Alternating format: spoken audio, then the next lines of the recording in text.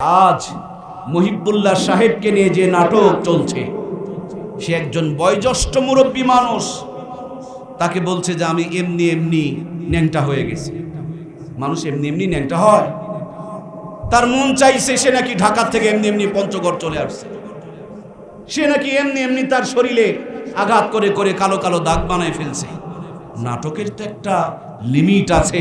এজন্য তো যুবকেরা বলে নাটক কম করো প্রিয়, কথা বলুন ঠিক কিনা? বেশি নাটক ভালো না।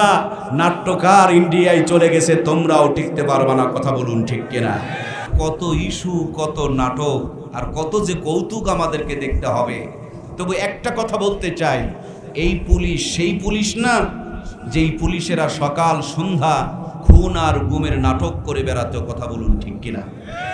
মুসল্লিরা নামাজ পড়তে গেলে মসজিদ থেকে ধরে নিয়ে গিয়ে 2-4টা বই পকেটে ঢুকায় দেয়া বলে জঙ্গির বই পাওয়া গেছে। এই পুলিশ কি সেই পুলিশের অংশ নয়? সুতরাং এদেশ ততক্ষণ পর্যন্ত ভালো হবে না, পরিবর্তন হবে না হাসিনার 17 বছরের সেটআপকে যতক্ষণ পর্যন্ত আমরা উল্টিয়ে ফেলতে না পেরেছি, কথা বলুন ঠিক কিনা? কয়েকদিন আগে তিনি বললেন যে আমাকে রর এজেন্টেরা ধরে নিয়ে গেছে, পঞ্চগড়ে হাত পা বেঁধে উলঙ্গ করে শিকল দিয়ে বেঁধে নির্যাতন করে আমাকে সেখানে তারা ফেলে চলে গেছে। পরে জ্ঞান ফিরল, এরপর বাড়িতে আসলো। এখন পুলিশ হেফাজতে থাকার পর 6 ঘন্টার ব্যবধানে তার ভাষা চেঞ্জ হয়ে গেল। পুলিশ হেফাজতে গেলে মানুষের ভাষা চেঞ্জ হয়ে যায় কেন? পুলিশ কি জিনিস? আমরা 17 বছর পুলিশকে হারে হারে দেখে এসেছি, কথা বলুন ঠিক কিনা? সুতরাং বিগত সময় মানুষের আক্রোশের জায়গা ছিল ফ্যাসিবাদের দিকে। সামনের দিন ফ্যাসিবাদ কিন্তু চলে গেছে। পুলিশকে আমরা বলতে চাই, আপনারা জনগণের ট্যাক্সের টাকায় পরিচালিত, সুতরাং এদেশের মালিক হলো জনগণ, আর আপনারা এই জনগণদের সেবক, এই জনগণদের খাদেম।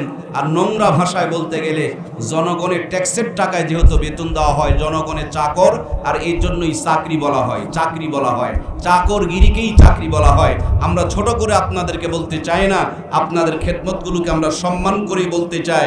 তবু মালিকের সাথে গাদ্দারি করিয়েন না। মালিকের সাথে গাদ্দারি করে কেউ কোনোদিন টিকতে পারে নাই।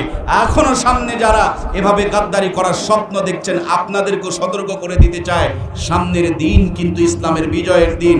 সামনের দিন যেই মুসলমানেরা এত জুলুম অত্যাচার নির্যাতনের মধ্যেও সব উল্টে ফেলে দিতে পেরেছে, যত বড় বাধা আসুক সব চুতরায়া দিবে, উল্টায়া দিবে, সব একেবারে উলট পালট করে ছাড়বে, কথা বলুন ঠিক কিনা? এর জন্য প্রাণপ্রিয় ভাইয়েরা সাবধান থাকতে হবে। আমরা তো মনে করেছি স্বাধীন হয়ে গেছি। না ভাইও, কই স্বাধীন হয়েছেন? কই স্বাধীন হয়েছেন? 17 বছর হাজার হাজার মায়ের বুক খালি করেছে, হাজার হাজার মেয়েকে বিধবা বানিয়েছে, হাজার হাজার সন্তানদেরকে তারা এতিম বানিয়েছে। এর 10% বিচার আজ পর্যন্ত হয় নাই, কথা বলুন ঠিক কিনা? 24-এর স্বাধীনতায় 2000-এর কাছাকাছি মানুষকে তারা তাদের বুকে গুলি করেছে, যাদের টাকা দিয়ে তাদের বন্দুক কিনে দেওয়া হয়েছিল, যাদের টাকা দিয়ে তাদের বইয়ের কাপড় হয়, যাদের টাকা দিয়ে তাদের সন্তানের খাবার হয়, সেই মানুষগুলোর বুকে তারা ঝাঁঝরা করে দিয়েছে। আজ পর্যন্ত তাদের 16 আনা বিচার হয় নাই। আমরা এই বিচার আগে দেখতে চাই, তারপরে নির্বাচনের কথা শুনতে চাই, কথা বলুন ঠিক কিনা? আমরা সাধারণ মানুষ, কে নির্বাচন করে আমাদেরকে কি দিবেন আমরা জানি। আমরা 53-54 বছর ধরে বহুত দেখেছি, আর একটা বার আমরা কোরআনের পক্ষে দেখতে চাই। আল্লাহ কোরআনের বিজয় না দেখা পর্যন্ত আমাদের যেন কবরে ডাক না দেয়। আমরা সবাই বলি আল্লাহুম্মা আমিন। সম্মানিত প্রিয় ভাইয়েরা আমার, কি বলবো আমি বলেন? গত কয়েকদিন আগে 70 বছরের একজন বৃদ্ধাকে মাঠের মধ্যে নিয়ে ধর্ষণ করে মেয়েটা না বাঁচা। এদেশে 70 বছরের বৃদ্ধাও নিরাপদ নয়। কয়েকদিন আগে 6 বছরের ছোট্ট একটা মেয়েকে ধর্ষণ করে হত্যা করেছে, মানে 6 বছরের বাচ্চাটাও নিরাপদ নয়।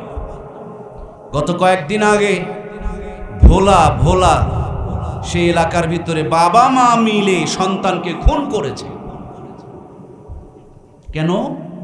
প্রত্যেকটা মুহূর্ত সন্তান ব্ল্যাকমেল করে করে মা বাবার কাছে নিশার টাকা চাই, এমার্জেন্সি চাপ দিয়েছে। 5 মিনিটের ভিতরে আমাকে 5,000 টাকা দেওয়া লাগবে।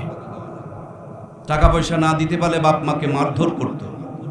বাপ মায়ে চিন্তা করছে এই সন্তানকে দুনিয়ায় রাখলে আমাদের থাকা হবে না, সুতরাং 2 জন মরার চাইতে 1 জন মরা ভালো, সেই জন্য তারা নিজের সন্তানকে খুন করেছে।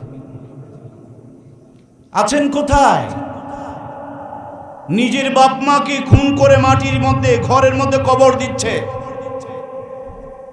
চতুর্দিকে অশান্তি, অন্ধকার, জুলুম, অত্যাচার, নির্যাতন একের পর এক আসতেই আছে। 24-এর স্বাধীনতা কেন? জুলুম অন্ধকার থেকে বাঁচার জন্য। শুধু 24-এর স্বাধীনতাই কি? তার আগে তো স্বাধীন হয়েছিলাম এরশাদ চাচার স্বৈরাচারীর জুলুম অন্ধকার থেকে। তার আগে স্বাধীন হয়েছিলাম পাকিস্তানের হানাদারি থেকে। তার আগে স্বাধীন হয়েছিলাম ব্রিটিশদের গোলামি থেকে। এই বাংলাদেশ 100 বছরের ভিতরে 4 বার 5 বার স্বাধীন হয়। স্বাধীনতা হারিয়ে যায় কেন? অন্ধকার আবার চলে আসে কেন? জুলুম অত্যাচার আমাদেরকে আবার ঘিরে ধরে কেন? একটাই মাত্র কারণ, এক জালেম চলে যায়, বড় জালেম আবার আমাদের ঘাড়ে চেপে যায়। যেই পরিমাণ অন্ধকারে ছিলাম তার চাইতে বড় অন্ধকার আমাদেরকে পড়তে হয়। কথা বলুন ঠিক কিনা?